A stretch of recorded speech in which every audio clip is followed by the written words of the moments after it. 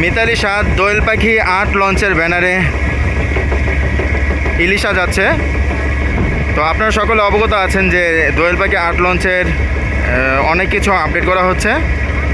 আর তার পরবর্তীতে মিতালি 7 চাঁদপুরের যে লঞ্চটি রয়েছে সেই লঞ্চটি কিন্তু দোয়েল পাখি 8 লঞ্চের বিপরীতে চলাচল করতেছে ইলিশার লাইনে। আর আমি আছি বর্তমানে নড়িয়া 5 লঞ্চে। আর এই মুহূর্তে দেখা যাচ্ছে যে মিতালি 7 লঞ্চটি নড়িয়া 5 লঞ্চটিকে এই মুহূর্তে ওটি দিয়ে দিবে।